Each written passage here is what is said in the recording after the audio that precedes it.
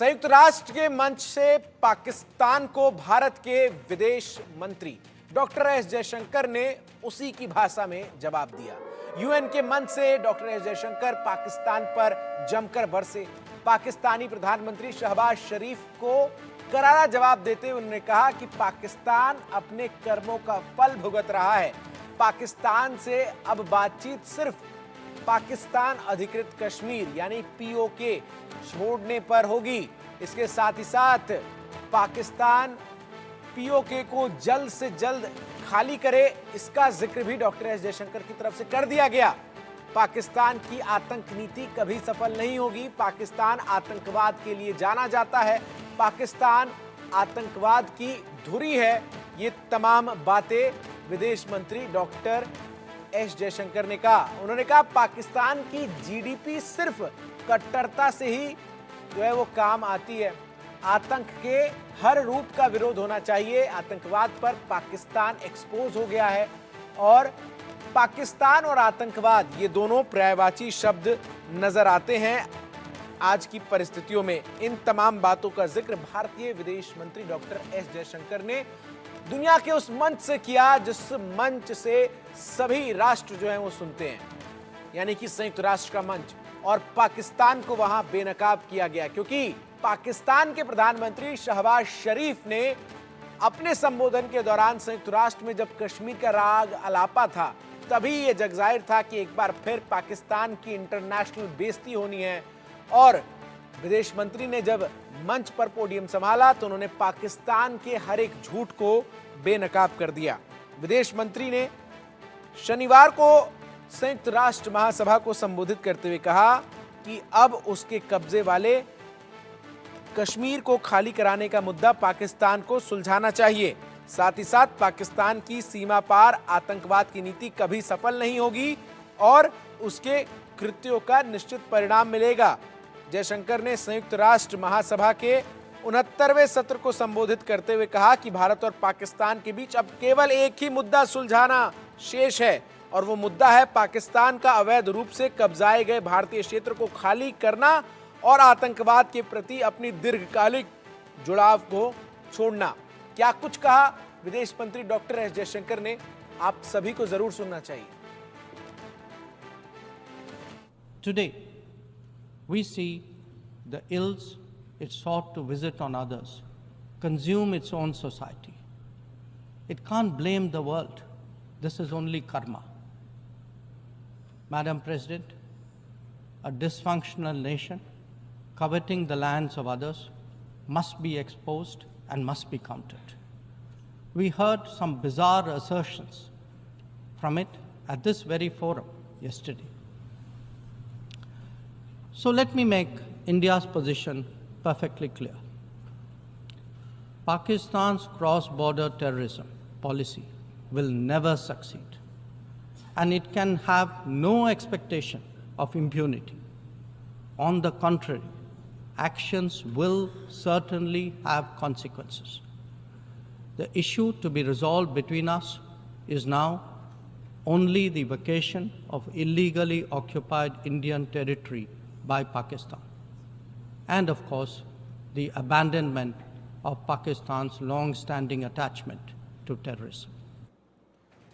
तो पाकिस्तान के झूठ को बेनकाब किया विदेश मंत्री डॉक्टर एस जयशंकर ने और फिर इसका जवाब पाकिस्तान ने दिया और फिर पाकिस्तान को दोबारा मुंह की खानी पड़ी क्योंकि संयुक्त राष्ट्र महासभा में भारतीय राजनयिक भाविका ने पाकिस्तान को मुंहतोड़ जवाब देते हुए पाकिस्तान के झूठ को बेनकाब किया और पाकिस्तान को जमकर खरी खरी सुनाई। क्या कुछ कहा भारतीय राजनयिक ने, आपको सुनना चाहिए।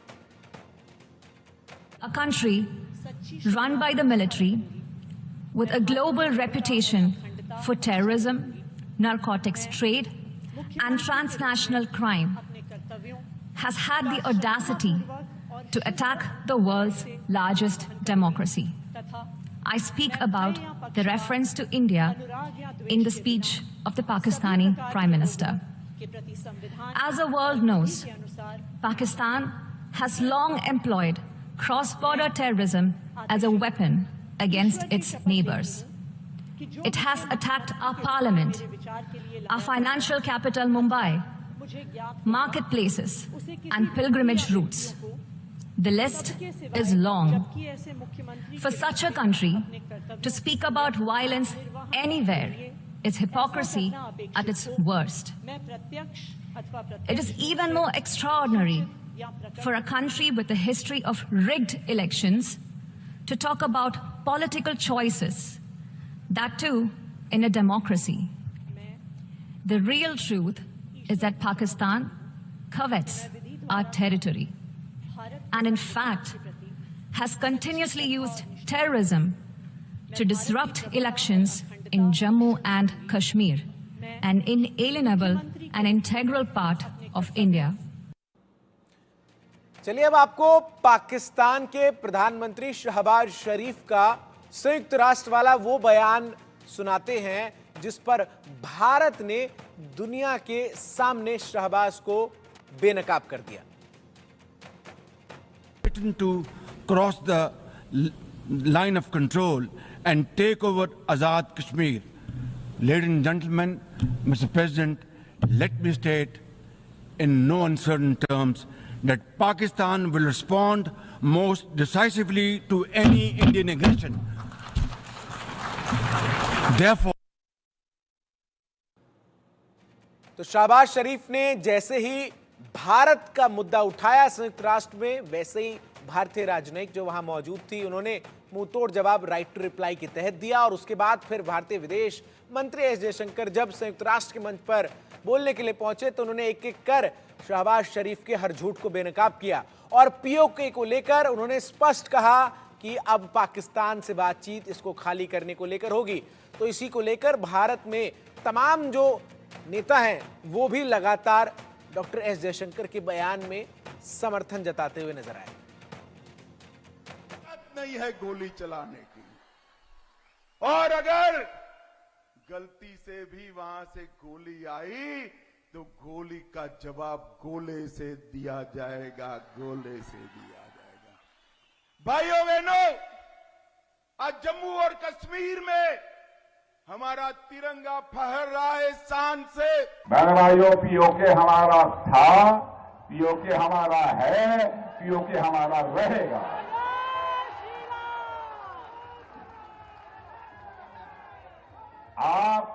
आप चिंता मत करो, भारत की ताकत बढ़ रही है। भारत का डेवलपमेंट जितनी तेजी के साथ हो रहा है,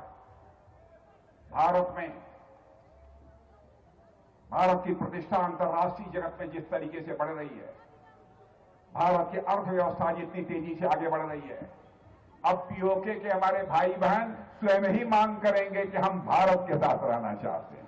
बहनों और भाइयों, शांतिपूर्ण तरीके से चुनाव और भारतीय जनता पार्टी की यहां पर वापसी, याद रखना पाक अधिकृत कश्मीर भी फिर कश्मीर का ही पार्ट होने वाला है, जम्मू कश्मीर का ही भाग होने वाला है। और यही तो हलचल है पाकिस्तान में। आखिर पीओके को लेकर विवाद क्या है, जरा ये दर्शकों को समझना चाहिए। पीओके यानी पाकिस्तान अधिकृत कश्मीर, भारत का वो इलाका जहां पाकिस्तान का अवैध रूप से कब्जा है। पीओके एक बेहद ही खूबसूरत इलाका है। यहां खूबसूरत झीलें, नदियां और पहाड़ हैं। 13,300 वर्ग किलोमीटर में यह क्षेत्र फैला हुआ है। कश्मीर से करीब 3 गुना ज्यादा बड़ा है पीओके। पीओके की आबादी लगभग 40 लाख की है। जम्मू कश्मीर के हिंदू राजा हरी सिंह थे। 1947 में आजादी के बाद पश्तून कश्मीर में घुस आए। राजा हरी सिंह इस बात से घबरा गए थे। राजा हरी सिंह ने सरदार वल्लभ भाई पटेल का रुख किया। पटेल ने तब कहा था कि हमारे साथ मिल जाएं। राजा हरी सिंह ने प्रस्ताव पर हस्ताक्षर किया। भारतीय सेना ने पाकिस्तानी घुसपैठियों को निकालना शुरू किया। पीओके से सटी जम्मू कश्मीर सीमा तक पाकिस्तानी सेना को उन्होंने खदेड़ दिया। 1948 में उस समय के प्रधानमंत्री जवाहरलाल नेहरू इस मुद्दे को लेकर संयुक्त राष्ट्र पहुंच गए। संयुक्त राष्ट्र में इसको लेकर एक प्रस्ताव पास किया गया। प्रस्ताव के मुताबिक जो जहां है वो वहीं रुक जाएगा। यूएन ने जनमत संग्रह की बात भी कही। पाकिस्तान जनमत संग्रह के लिए राजी उस वक्त हो गया था, लेकिन भारत ने जनमत संग्रह के लिए शर्त रख दी थी कि जब तक पाकिस्तान इंडिया की सरजमीन नहीं छोड़ेगा तब तक जनमत संग्रह नहीं होगा। यानी पाकिस्तान को पीओके को छोड़ना होगा और उसके बाद ही जनमत संग्रह होगा। लेकिन यह तो पुरानी बात थी। अब नई बात यह है कि विदेश मंत्री डॉक्टर एस जयशंकर ने दो टूक उसी संयुक्त राष्ट्र के मंच से पाकिस्तान को यह बता दिया कि अब पाकिस्तान से बातचीत केवल और केवल इस मुद्दे पर होगी कि जिस पाकिस्तान अधिकृत कश्मीर को उसने कब्जा रखा है उसको वो कब खाली करेगा। जिस संयुक्त राष्ट्र में कभी ये प्रस्ताव गया था कि पीओके को लेकर क्या किया जाए, अब उस संयुक्त राष्ट्र में भारत प्रमुखता से इस बात को रख रहा है कि अब केवल और केवल पाकिस्तान पीओके खाली करे, इस बात को लेकर चर्चा की संभावना है। सवाल यह है कि आखिर संयुक्त राष्ट्र में क्यों रो रहे थे पाकिस्तान के प्रधानमंत्री शहबाज शरीफ। दरअसल जम्मू कश्मीर में इन दिनों चुनाव चल रहे हैं और चुनाव से वो परेशान हैं। लोकसभा चुनाव में बम्पर वोटिंग से पाकिस्तान की सरकार, सेना बौखलाई हुई है। आतंक की दुकान जम्मू कश्मीर में कमजोर होती नजर आ रही है। रोज सुरक्षा बलों की तरफ से आतंकियों को निपटाया जा रहा है। कश्मीरी युवकों ने आतंक का रास्ता छोड़ दिया है। वो तस्वीरें अब कश्मीर से नहीं नजर आती जिसमें पत्थरबाजी पाकिस्तान के बहकावे में कश्मीर के युवा किया करते थे। अब शांति, चैन, अमन, भाईचारा और विकास की तस्वीरें कश्मीर से सामने आती है। और साथ ही साथ सीमा पार से घुसपैठ पर भी भारत ने लगाम लगा दी है, जो पाकिस्तान के लिए सबसे बड़ी वजह है। इसके अलावा कश्मीर के आम लोग धारा 370 के खत्म होने के बाद से मुख्य धारा से जुड़ गए हैं।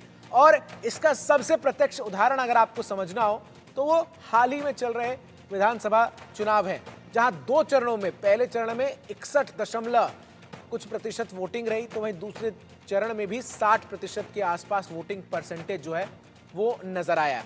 यानी निश्चित तौर पर ये वो तमाम बड़ी वजह हैं जिससे शहबाज शरीफ बौखलाए हुए हैं, पाकिस्तान की सरकार बौखलाई हुई है। वो चाहकर भी अब कश्मीर में अपने किसी एजेंडे को धरातल पर लागू नहीं कर पा रही है। वो चाहकर भी कश्मीर की शांति व्यवस्था को बिगाड़ नहीं पा रहे हैं। और यही